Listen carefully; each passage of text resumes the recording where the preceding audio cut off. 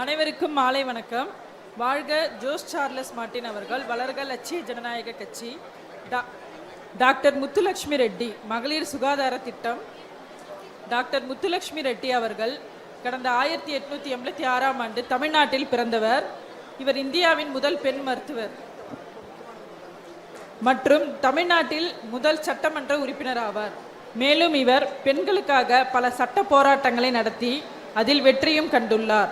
தமிழ்நாட்டில் இன்றும் சிறப்பாக இயங்கிக் கொண்டிருக்கும் அடையார் கேன்சர் மருத்துவமனையை முதலில் உருவாக்கினார்.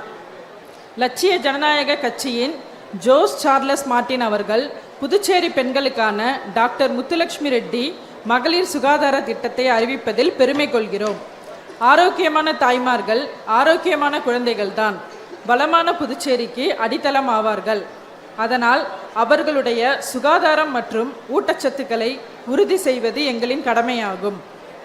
அதற்காக டாக்டர் முத்துலட்சுமி ரெட்டி மகளிர் சுகாதார திட்டத்தின் கீழ் இந்த வாக்குறுதிகளை அளிக்கிறோம்.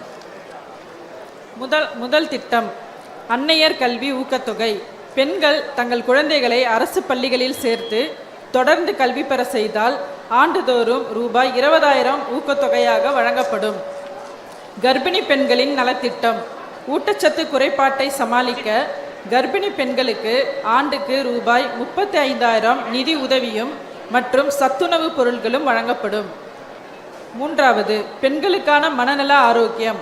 மனசோர்வு, பதற்றம் மற்றும் குடும்ப மன அழுத்தங்களை சமாளிக்க ஒவ்வொரு தொகுதியிலும் பெண்கள் உளவியல் நிபுணர்கள் அடங்கிய இலவச மனநல ஆலோசனை மையங்கள் இயங்கப்படும். நன்றி, வணக்கம்.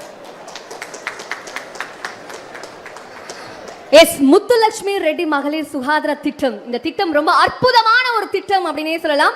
அரசு பள்ளிகளில் குழந்தைகளை சேர்க்கும் தாய்மார்களுக்கு ஆண்டுதோறும் 1 இல்ல 2 இல்ல 20,000 ரூபாய் வழங்கப்படும் அப்படின்றத நம்மளுடைய ஜோஸ் சார்லஸ் மார்ட்டின் என்ன சொல்றாங்க.